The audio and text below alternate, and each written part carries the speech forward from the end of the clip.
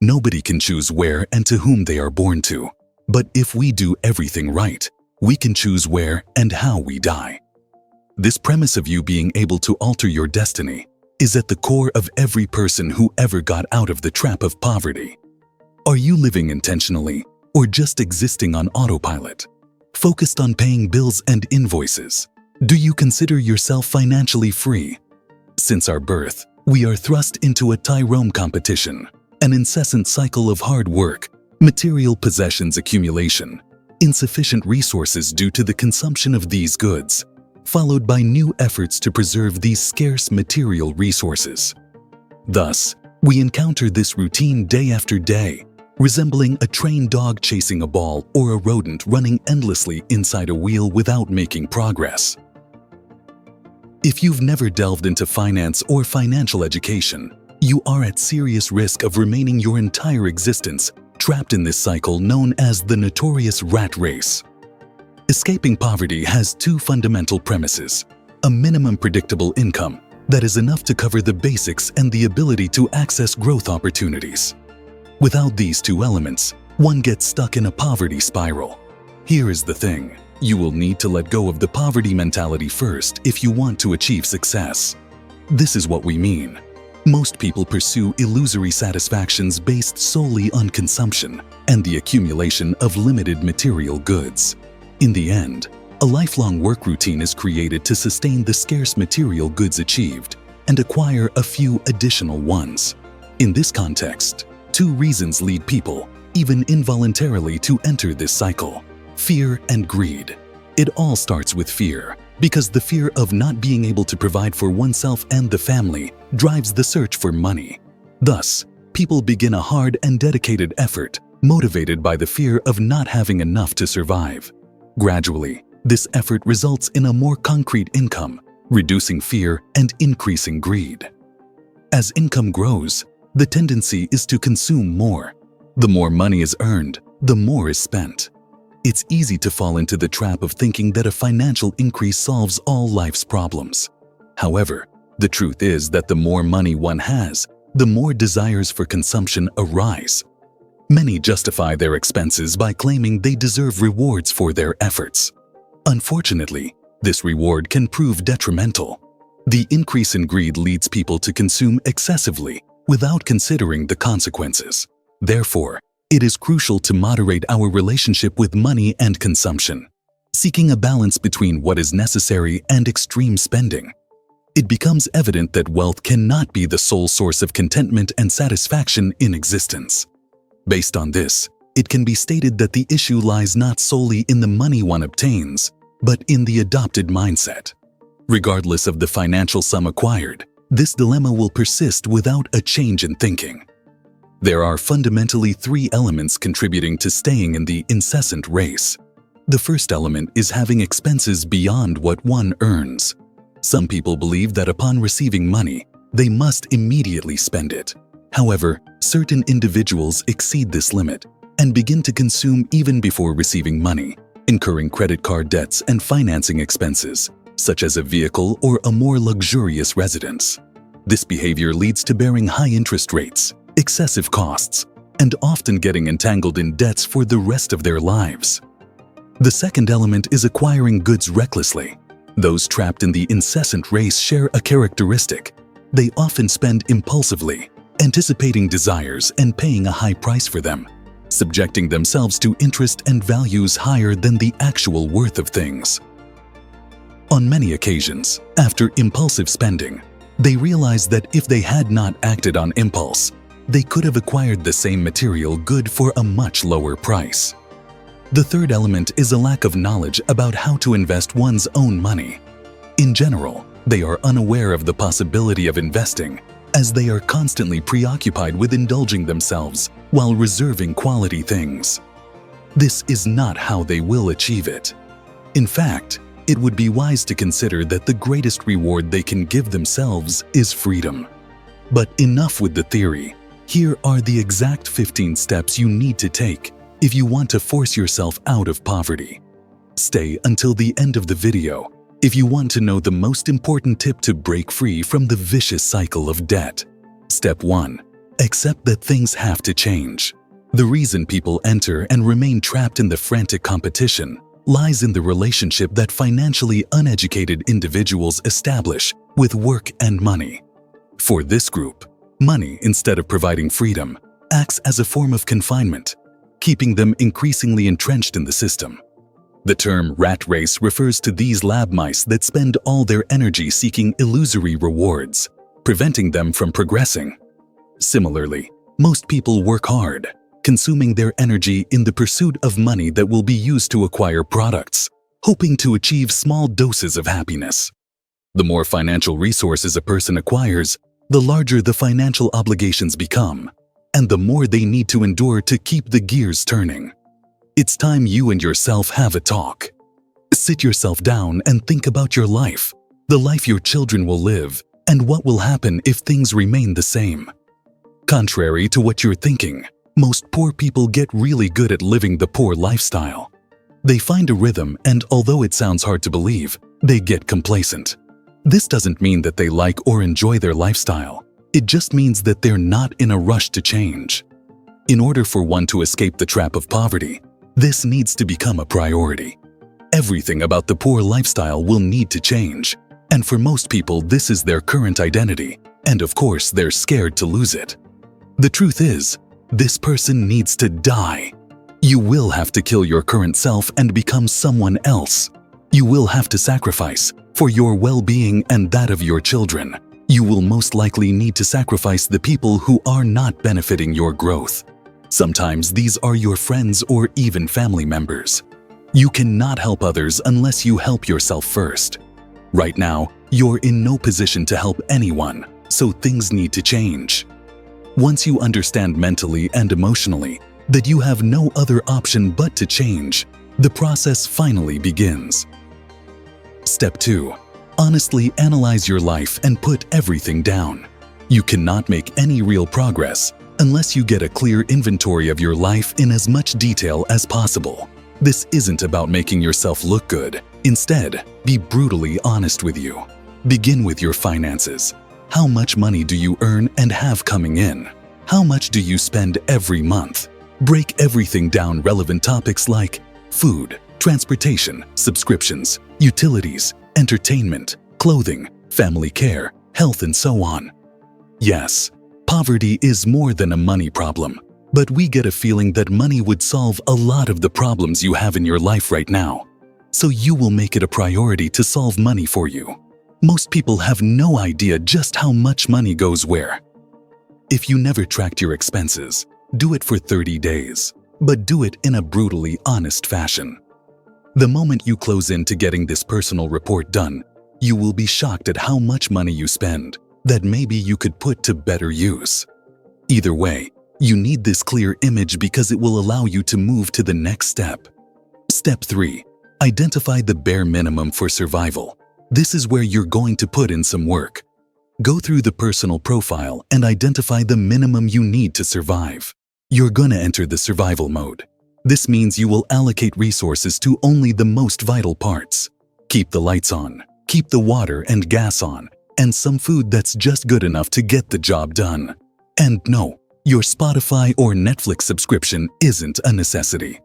The speed at which you're able to escape poverty depends on your ability to live as minimalistic of a life as possible. I know it's gonna suck, but your life sucks right now anyway. If you want it to stop sucking, you're gonna have to make some tough choices. After you identify the bare minimum for survival, you're ready for the next step. Step 4. Cut everything else out for at least 6 months. This is the part people don't want to do. It's also the reason why people never escape poverty. Growth is the result of sacrificing the present for a better future. And most people don't want to sacrifice anything. They want all the upside without any effort or pain on their behalf, which is why years go by and nothing changes. No matter how much you try to attract money in your life, send out positive thoughts and prayers, one thing is certain: Jesus ain't coming to pay your rent. Be brutal with yourself. For what do you really have to lose? 6 months of relative misery for a shot to have a better life long term. You will get out of this situation, by making the most out of the resources you already have at your disposal. Give yourself every advantage you can and rid yourself of everything that's making your journey longer. And this needs to happen now. The longer you stay in poverty, the higher the price to get out is. This is why some people end up in generational poverty. They never stop the bleeding. Your priority becomes spending as little money as possible, so that with the little that's left, you can begin to build momentum. Step 5. Get a job or increase your work volume. Don't allow pride to get in the way of you achieving your long-term objectives. If you don't have a job, get one. As much as you'd like to become a millionaire long-term, you need to focus on the next 6 to 12 months of your life. You have to do anything you can to increase your income. If you already have a job, the simplest way to earn more is to increase work volume. 1 or 2 hours extra per day while living minimally will make the difference, especially if your current workplace will pay for overtime. Remember that everything over 40 hours per week will be paid 50% more. If there are no opportunities to increase the volume at your current workspace, use the gig economy. You're doing this for yourself and so that your children will not have to go through the same pain you're going through right now. What better reason is there to do what you must? Deliver for Postmates or Glovo, drive for Uber, find jobs on Craigslist, help small businesses in your area in any way that gets you paid now. Step 6. Prioritize immediate high-interest debts. Although it is attractive to pay for a purchase in installments, debts can expose us to uncontrollable interest, causing you to spend much more than necessary. It is vital to remember that while you have not reached wealth, banks impose high interest rates, leading you to overdraft and applying revolving interest on the credit card. These charges can consume a significant portion of your financial resources and further complicate your economic situation. Keeping control over your credit card expenses is crucial. Avoid acquiring items you cannot afford and always check the total amount of your bill. Otherwise, you may end up spending much more than you should and getting involved in a difficult-to-pay debt. Because you are not spending less than you were before, and hopefully you found a way to slightly increase your income, it's time to address the biggest pains in your life. Debt. The system is set up in such a way that it takes advantage of the poor and less educated. Just because you throw a credit card away doesn't mean the money you owe goes away as well. Never from this day forward will you ever use payday loans again. Look at all the debt you have and see which one has the highest interest. The interest is that percentage in your contract of what you will pay on top of the money you borrowed. If you don't know, make it a priority to find out. Almost everything you earn that doesn't go to your survival should go to paying off the highest interest debt you carry. Why? Every day that debt isn't paid, you owe more and more money.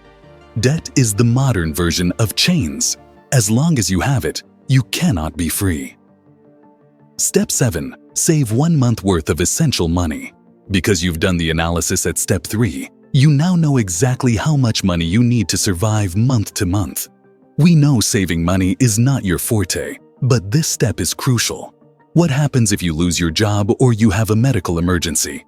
Without savings, you would have to go into more debt, more chains, less freedom, more poverty for an even longer period of time. This is how you need to think about savings. You have them there to protect yourself against darker times because you know damn well that it's just a matter of time until they come. You're literally in a race to get this minimum fund ready as quickly as possible. Step 8. Pride aside, take every handout you can get. You have no idea just how many systems are set in place to help you, because the truth is, they suck at letting everybody know. If you can eat for free, do it. If your neighbor can take care of your child while you're at work, do it. If the city allows you to use public transportation because of your financial status, do it. You're never too good to ride the bus or walk to work, especially now, where this money can go towards paying off the bad debt you've got yourself into, or it can be used for your savings fund. Use the food stamps. Don't buy yourself a PS5 with the stimulus check. Find programs in your area designed to help. One of the most underutilized resources out there are libraries. You know those buildings you never go into. Libraries are extremely cool, and if they were to invent them today, the subscription to them would cost a fortune. At this stage, it's all about making progress. Put your pride aside, keep your head down, and keep pushing forward. Always remember the long-term game you're playing. Step 9. Identify sustainable opportunities to increase your income. At Step 5, you forced yourself to increase your work volume. Although this gets the job done for short to medium periods of time, it will take a toll on yourself. If your last focus was to increase the numbers of hours per workday that you can monetize, now it's time to increase your pay per hour. There are 2 ways to get this done: a promotion within the organization you currently work for, or a higher paying job in a different organization. The key word here is sustainable, meaning once you make the switch, you can confidently predict you will earn more than you're currently earning for the foreseeable 12 months. This will not happen on its own. You will need to use the little remaining time in your day to look for other employment opportunities. Leverage the good work you're doing to build trust with your prospective employers. Be honest, let them know you're disciplined and a hard worker, and would be willing to make the switch for this specific salary. It's easy to scoff at an additional $5 per hour, but if you're currently earning $15 per hour, an extra $5 would mean you just increased your work income by 33%. Some promotions will require you to take on more responsibility or quickly build a new skill set. Since this is what will get you out of the hole, say yes to every opportunity and figure it out as you go. This is your priority in life. You need the extra income. Step 10. Start build good credit. In the words of Jay-Z, you know what's more important than throwing money in a strip club. Credit. The reason the system has you pinned down and locked into poverty is because of debt. Credit is just a different term of debt.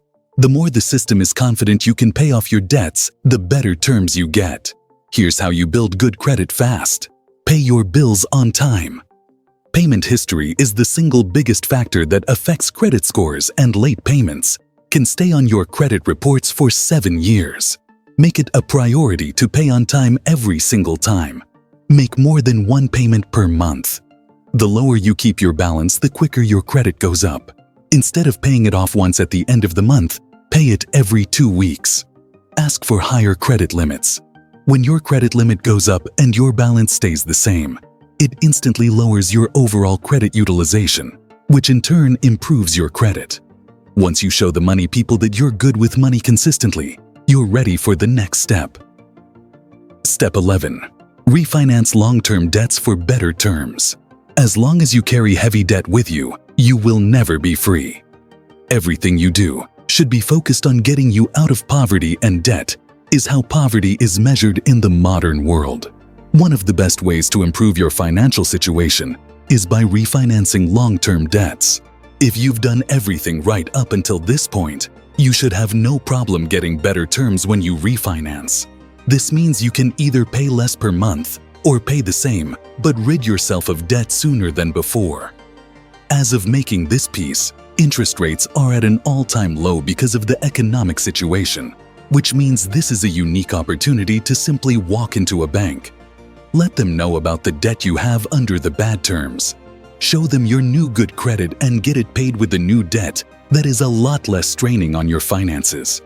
Banks will offer these consultations for free. It's their business to make sure they can offer you a better deal than their competitors. Use this competition for your personal gain. Step 12. Save 6 months' worth of essential money. Establish a contingency fund that covers your costs for a minimum of 6 months. To calculate this amount, you need to multiply your monthly expenses by 6 and save that amount in an emergency fund. Having a safety net allows you to start your activities with more serenity and without fear of taking risks. This reserve is crucial so that you can invest in various income sources, thus freeing yourself from the incessant race. By this point, your life is starting to feel a lot better. You feel in control, and things start to line up for you. This is where people usually screw everything up and fall back on old habits. Others will see you do just a bit better and immediately come to drag you back where you started. Sorry fam, I can't afford to give anyone money right now. No will become your most common word. It's easy to identify money vacuums, people or services that just want your money. You keep your head down and move forward. You don't need a better phone as long as yours still works even if the screen is cracked. At this stage, you don't need to be cool. You know what's actually cool? Not being poor for the rest of your life because you wanted to impress some people who never care about you. Don't allow anything to sabotage your mission. Become a man of purpose. It worked so far, which is why you finally found yourself in a position to build some runway. Use this position to put aside 6 months of essential money. This is your new priority. Shit will inevitably hit the fan at some point, and you need to be ready to deal with it. If you don't, all that you've built could fall like a house of cards and send you back to the beginning. You didn't come this far, just to come this far and go back. Step 13. Use free resources to build your skill set and monetize that. The first half of this piece forced you to get things under control, while the second half got you ready and in position for this right here. This is how you're going to make the leap from poverty into the middle class. The marketplace will pay you in proportion to what you can offer it. You need a valuable skill set that you can monetize. Fortunately for you, you live in the best time in history for this. You have an entire library of value at your disposal for free. Use the internet to learn things that people will pay for. You can learn how to restore old furniture online. You can learn to use Microsoft Excel on YouTube and literally double your salary. Learn how to manage a social media profile. Learn graphic design. This is the beauty of the age we're living in. For anything you wish to learn, there's someone out there who documented everything and made it available for free. At this stage, never pay for anything you can get for free, and pay close attention to people who want your money. As a rule of thumb, there are no get-rich-quick schemes. These are just people who will get rich off of you. Step 14. Become a contractor instead of an employee. In the book Rich Dad, Poor Dad, the author instructs us that from childhood, we are guided to attend a higher education institution, enter the workforce, and perform roles to earn income, which will be allocated to living expenses, settling bills, and acquiring goods. It is clear that there is nothing wrong with acquiring knowledge, graduating, and engaging in professional activities.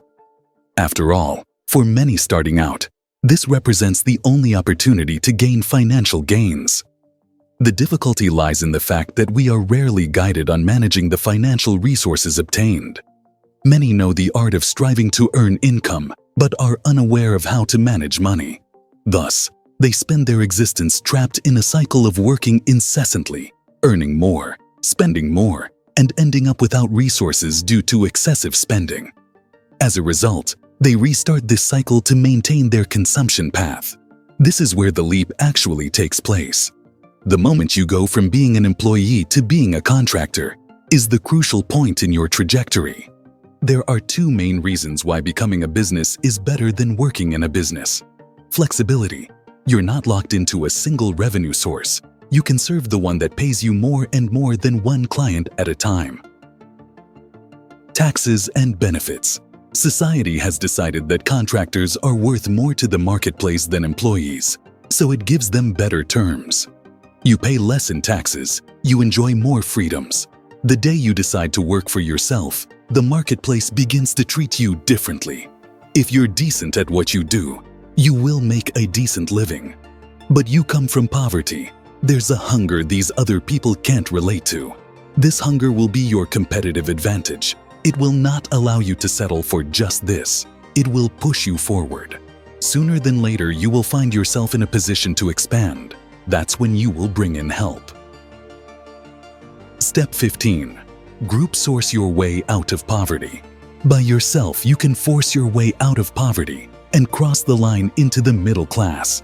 But it's all still dependent on you to keep performing. To be safe, you will need to keep moving up until you're as far away as you can from the life you used to live. That's where you will need other people to help you, and in exchange, you will help them do the same. People bring leverage. The collective is stronger than the sum of its parts. You have your strengths and your weaknesses. If this new reality you're building is to last, You need to cover these weaknesses, and other people can do that for you. If you've made it out of poverty, it is your responsibility to help others do the same. But be very careful whom you choose to help, because some will want to be helped to make money, while others will want you and will make it their mission to take it from you. The snakes are in the grass. Learn to deal with them. Maybe you are fortunate, and some of these steps do not apply to you. We started out poor, but fortunately debt wasn't an issue. We simply didn't have any money and had to figure out how to build from that. But the fundamentals remain the same: sacrifice and prioritizing long-term over the short-term. 18% of all in poverty learn the above lessons and get out. 1 in 5 people born in poverty manages to move up in society, giving their children an even better opportunity for upward mobility. Here's something you probably don't know. A study by Fidelity Investments found that 88% of millionaires are self-made millionaires, meaning they grew up in a middle or poor family. Only 12% of the rich people alive today have inherited their fortune, and their number is dropping rapidly. Approximately 41% of self-made millionaires came from poor households, according to research done by Thomas C. Corley. That's almost half.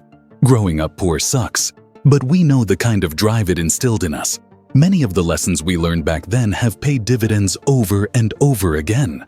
You're living in the most abundant age in human history, and our economy is on the brink of disruption. The middle class is being shrunk down, and the gap between the rich and the poor is widening. Very soon, the world will be split into haves and have-nots, and this is the time you have to decide on which side of the split you want it to find you.